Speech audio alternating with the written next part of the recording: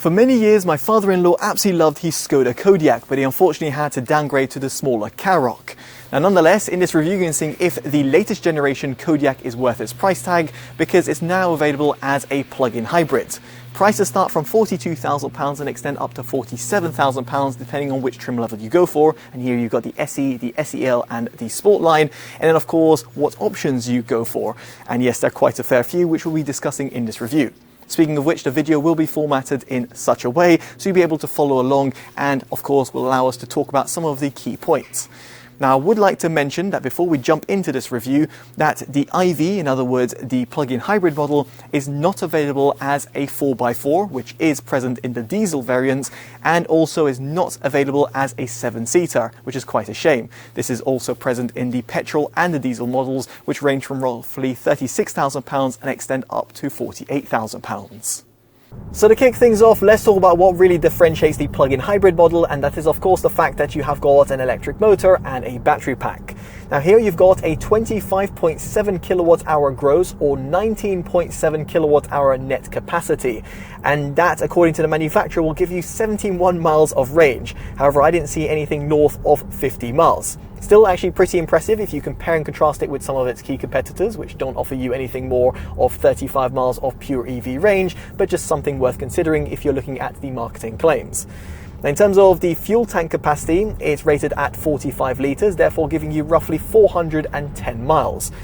But of course, it depends as to how you drive and where you drive. Now, if you were to go for the regular petrol and diesel models, it is worth noting over here that you have got a larger 57.5 litre fuel tank capacity. Now, while all these numbers are all very well and good, what does that mean when it comes to the overall fuel economy? Well, from my own mixed driving test, I netted a whopping 80 to 85 miles per gallon, which is absolutely incredible, at least using the same testing methodology that I do with the other vehicles that are on review. If, however, I were to do a longer journey and then deplete its battery pack, this figure drops south of roughly 55 to 60 mpg, which is still actually a very impressive figure, all things considered.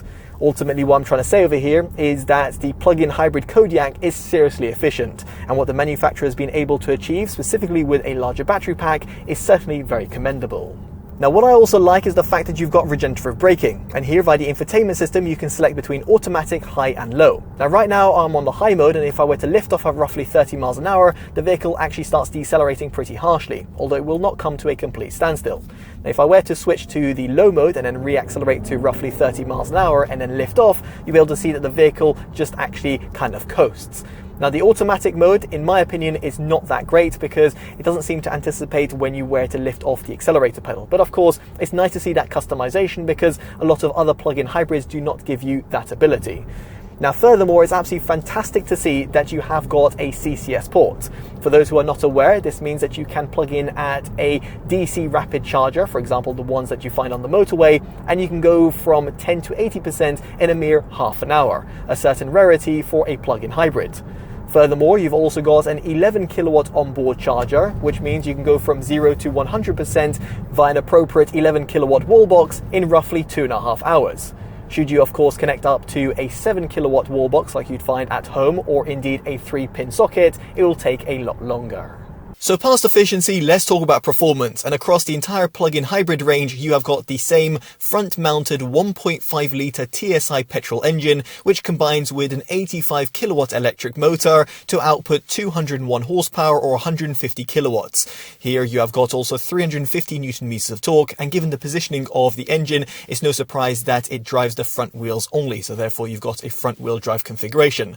Now using Race Logic's Performance Box Touch, I had it tested from 0 to 20 miles an hour in 2.03 seconds, 0 to 30 miles an hour in 3.06 seconds, 0 to 60 miles an hour in 7.56 seconds, which is actually faster than the manufacturer's claimed 8.4 seconds, and then 50 to 70 miles an hour in 4 seconds, and also I clocked in a peak acceleration of 0.47 G. And as for its top speed, it is limited to 130 miles an hour, but that should certainly suffice for the vast majority of consumers. In terms of the overall performance data, what I'll say over here is that the vehicle actually does feel pretty nippy despite its overall size. And granted, it's not going to be as fast as some sportier SUVs out there on the market, but this is not really the target market. Although I should mention over here that if you're putting your foot down to the metal, you will notice a little bit of wheel spin. This only really occurs on slightly wetter tarmac, or indeed if you're just going to be applying a lot of pressure outside of a bend. Again, not really what I expect most Kodiaq owners to actually do, but nonetheless I thought I should mention it just in case you're a little bit fruity on the accelerator pedal. Similarly, the Kodiaq isn't really suited for those spirited driving scenarios where you're going around winding country routes because it doesn't have the best sort of driver's input and also suffers from quite a lot of body lean. As for its 6-speed automatic transmission, DSG, it is actually relatively responsive, at least in its drive or sport mode preset. If, however, you're going to be using the paddle shifters, it is a little bit slower to respond, but will suffice for the vast majority of consumers. Now, what is more important, however, is the overall driving comfort. And here is where Skoda have tailored the Kodiaq perfectly, because the soft suspension setup means that it soaks up all those anomalies, speed bumps and potholes. Perfect if you're going on those long, mundane motorway drives, or indeed if you're just going to be pottering around town. This makes for a really pleasurable driving experience for everyone who is sat within the cabin. And in this respect, I do think it's among one of the most comfortable, larger sized SUVs out there on the market, be it fully electric, hybrid or not. Now, it's worth mentioning over here that the Sportline trim does add dynamic chassis control, DCC for short, rear and front shock absorbers and also dynamic steering, therefore giving you a bit more of that sportier edge. This is also available as an option in the SEL trim for an additional £945, while dynamic chassis control is available as an option in the Sportline trim only, and therefore will give you a little bit more of that sportier edge if it is actually required. Now, another key forte is its cabin insulation. It's actually pretty good as standard, while the Sportline actually adds side and rear acoustic windows, which can also be added in the SE trim only for an additional £530. The vehicle on review is the SEL and had no issues whatsoever. There's some detailed cabin measurements if you're interested by following the links down in the description below for a detailed audio review. Now, in terms of the actual seats themselves, they're a little bit stiff, but they're not too bad. They're very accommodating as well. At the front, you have got heated front seats with manual controls, although you can get electronic controls for the driver in the SEL and Sportline trims, while this can be added for an additional £1,110 in the SE trim. Now, should you want both front seats to be electronically adjustable, it'll actually set you back a whopping £1,200 to £2,310 because it's comprised within a pack. While if you want a massage and memory function in the SEL trim only, it will cost you £2,210. As for heated front and rear seats, it's £320. And as for the panoramic roof option, it's £1,725. So yes, indeed, there are quite a few different options for you to add if you do want to better your overall seating comfort. However, no matter what trim or indeed option you go for, the overall spaciousness within the cabin cannot be underestimated. At the front, I had no problems whatsoever, while at the rear, it was absolutely sensational. Legroom for someone who's just under 6 foot was absolutely incredible, while headroom was also a non-issue. Sure enough, there is a transmission tunnel in the middle, which is no surprise given it is a hybrid vehicle and therefore has to have space for the transmission itself. But in this respect, it still has plenty of space for those people who are sat in the rear middle seat. Truthfully, over here, in terms of the large SUV market, I do think Skoda have really optimized the rear of the vehicle. In other words, the second row is going to be very much accommodating even for taller and larger size adults. Another area where the Kodiaq excels is when it comes to the overall storage capacity. And here you have got the glove box and an area that is found above the glove box, which is a nice little inclusion by the manufacturer. And then you have also got the staple umbrella that is found within the driver's door. Nice little inclusion, specifically on those winter and colder climate days where it is going to be rainy. Now, as for the center console, you have got 2 wireless charging bays, which are also angled, which prevents your phone from flying backwards. And they're also lined in a non-slip material, which is quite handy. You then also have 2 USB Type-C ports at the front and 2 at the rear. And there's also one by the mirror. As for the center console area, it's called the Jumbo Box, and indeed, as the name would suggest, it is absolutely humongous. You've got a retractable area towards the front and at the rear. You've got cup holders, another small little area found just below them, and then also a pretty nice large size armrest compartment, which is also lined in fabric, which prevents any sort of loose keys or change from rattling about. On that note, the front door bins are also lined in fabric, which is very much appreciated. And in fact, they're actually too big to accommodate a 500ml bottle. If anything, you'll need to have a 1 litre reusable bottle in order for it to prevent it from falling down. Nonetheless, over here, the front 2 door bins are very large and therefore very much accommodating, while the rear 2 are unsurprisingly a little bit more limited, but still pretty big. As for the pull down armrest compartment, you'll find 3 small areas for cup holders, and therefore the middle one can be potentially used, for example, for a little espresso shot.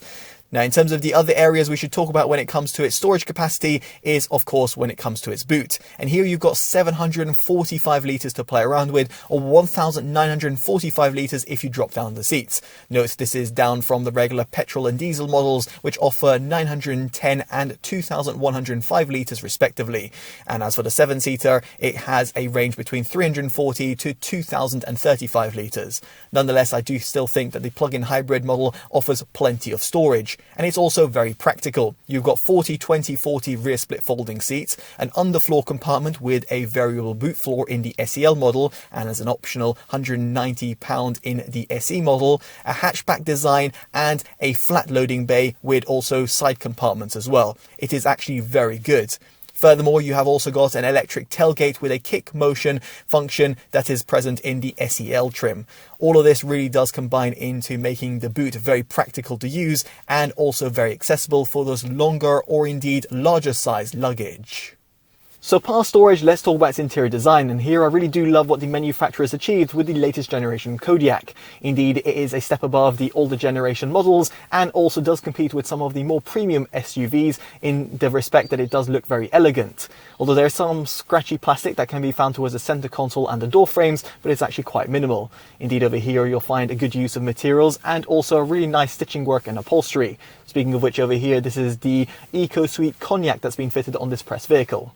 Now, no matter which trim level you go for, indeed option, you will find that there is the DSG selector that's found behind the steering wheel, which does take a little bit of getting used to, specifically if you've come from a manual vehicle or indeed one that has a control that is found towards the center console, but once you get your head around it, it does become second nature. I say this because the wiper controls and the headlights are all found on a singular stalk. Now, elsewhere, I really do love the fact that you have got these small little smart dials, 3 of them to be more specific, with 32mm displays. These can actually be customized to a certain degree to adjust certain different functions, and they can be done via the infotainment system. This gives you the shortcuts and indeed some of the key controls that you'll require. For example, your fan speed, your climate controls, and indeed the volume. This is very much appreciated because it's a bit of a modern twist over the traditional climate controls that you'll find on older generation vehicles. So good thinking by the manufacturer. Now, this does actually bring me onto the use of technology. And here you have got a 13-inch infotainment system that's planted at the center of the dashboard. It would have been great if it was slightly angled towards the driver, but nonetheless, the display itself is very responsive and also very vivid. It also supports Android Auto and Apple CarPlay over a wired and wireless transmission, both of which are very much appreciated in certain scenarios. It is a shame, however, that the turn-based navigation data from the third-party mobile operating systems does not feed through to the fully digitalized 10.25-inch display, like you'd find on some rival alternatives. Nonetheless, the built-in sat-nav does, and you've also got a detailed map view. Here, the driver's display can also be customized, which is very much appreciated. Now, elsewhere, you have also got a head-up display, which is present in the SEL and the Sportline trims as an additional £530 option. Speaking of which, over here, you have also got the ability of going for a 14-speaker, 725-watt Canton audio system, but this will only be comprised within the Convenience Plus package, which will set you back a whopping £1,200 to £2,310. If, however, you're not a serious audiophile and indeed do not want some of the other goodies that are comprised within this package, you might want to settle for the standard 9-speaker audio configuration, which does actually well across the sound frequency range and will leave most consumers pretty content. Speaking of which, over here, if you want a detailed audio review of the vehicle itself, make sure you check it out on your pop-up banner or by following the links down in the description below. Moving on, we get onto its exterior design, and frankly I really do love what Skoda have achieved with the latest generation Kodiaq. It looks a little bit more snazzy in comparison to the previous generation models. Now at the front you have got a relatively large size grille, but it's actually quite fitting with the size of the vehicle, and if you go for the Light and View Plus package, you'll find a little light strip that goes across the front grille, so a nice little touch. As for the headlights, they feed seamlessly with the front bumper and the bonnet. Towards the side, you have got 18-inch alloys in the SE trim, 19-inch available as an option, and 19-inch in the SEL and 20-inch in the Sport line. Of course, depending on the overall style that you want, it actually does look pretty good. You have not got body-coloured wheel arches, but given that they don't protrude too much, it doesn't really bother me in the slightest. As for the rear of the vehicle, it does very much look the part, and this is also thanks to the fact that you have got a small built-in spoiler and also those tail lights which wrap around the vehicle ever so slightly. Frankly, over here I've got no real complaints, and I can see why people would actually like driving the vehicle or having it on their driveway. Now as for its towing capacity, the plug-in hybrid model is rated at 750 kilograms for unbraked trailers and 1,800 kilograms for brake trailers. It should certainly suffice for the vast majority of consumers, although it's worth noting over here the 4x4 diesel model does up the ante with a towing capacity that's rated of up to 2,400 kilograms. So next up, we should talk about safety. Of course, it's going to be very important if you have a family, or indeed if you just want to keep yourself safe while you're driving the vehicle. And you'll be pleased to know that the Kodiaq scored 5 out of 5 stars on Euro NCAP's crash tests, scoring 89% in adult occupancy, 83% in child occupancy, and 78% in its safety assist scores. Indeed, it will keep you pretty safe in the unlikely event of a serious accident. Now, in terms of the driver assistance systems, which will hopefully prevent this from ever happening, you have got cruise control, blind spot detection, pedestrian monitoring system, front assist, lane assist, junction assist, driver alert fatigue system, traffic sign recognition, front cross traffic assist, and multi-collision brake. Indeed, all of these come fitted as standard across the trim range, which is very much appreciated. Furthermore, the SEL trim has got full LED matrix headlights, which has got also a pretty cool animation. And then you have also got a lane keeping system and adaptive cruise control, which comes fitted as standard in the Sportline trim. Although this can also be added for an additional £810 in the SE and the SEL trims. Now, one thing I don't like, however, is the fact that all these safety systems become re-enabled every single time you power on the vehicle, and this is in part due to Euro NCAP's fault. Now, thankfully over here, Skoda have included a small little shortcut button that's found at the top of the infotainment system, and then this will allow you to toggle off some of those systems, for example, lane assist or the traffic sign recognition, which are actually a little bit cumbersome if you're going to be frequenting country roads, because they often take over when they really shouldn't be. Nonetheless, over here, it's just worth mentioning because some of the rival alternatives out there on the market do provide you a means of toggling these features off directly via the steering wheel via physical button press, but alas, over here with the Skoda, you'll have to faff around with the infotainment system. Still, it's actually still pretty intuitive due to that little shortcut buttons that's found at the top. Speaking of which, via the infotainment system, you'll find a little shortcut to access your parking menu. And here you'll be able to see the front and rear parking sensors and also the rear view camera, all of which come fitted as standard and are very much appreciated. Should you want to go one step further, you can go for the 360-degree camera system, and this is comprised within the Driving Assistant Plus package, which will set you back roughly £725 to £1,535, depending if you go for the SEL or the Sportline trims. Now, elsewhere, you've also got Park Assist and also Rear Cross Traffic Assist, which are very much appreciated if you're going to be reversing from a parking spot and you might have not noticed an oncoming car. Now, here I should also mention that visibility is actually pretty good. Towards the front and the side, you've got these wide openings with a A-pillar that's actually been designed pretty well, while at the rear, you have got a nice wide opening with a rear wiper, although due to the elongated profile and the size of the Kodiaq, it can sometimes be hard to peer over your shoulder. Thankfully, you have got those parking sensors and that rear view camera, which just gives you extra peace of mind. So with all that in mind, it brings me on to my verdict, and I can really see why my father-in-law loved the previous generation Kodiaq. It was very spacious and also comfortable to drive. And thankfully, the same applies to the latest generation model, but it actually goes a step further by incorporating even better use of technology within the cabin, a plethora of driver assistance systems, and an even more stylish interior and exterior design. Better still, if you do go for the plug-in hybrid model, you'll actually find better fuel efficiency, making it quite handy if you can regularly plug it in. Therefore, given all of this, it's very easy to recommend, and as such, it gets a Best Buy award. Do consider, however, that if you do go for some of the options, which you might find that is a little bit disappointing to add because they might be included in some cheaper alternatives, it does take up the overall list price. And as such, over here, the Kodiaq starts competing with some more premium alternatives. Nonetheless, we'd be curious to know down in the comment section below if you still feel that this is the best large-sized electrified SUV out there on the market. Now, if you have enjoyed this detailed independent review, definitely do consider dropping a like, subscribing and hitting that bell notification, all of which would be greatly appreciated. And as such, I've been Chris from TotallyEV, and I'll hopefully see you in the next one. Take care of yourselves, and goodbye.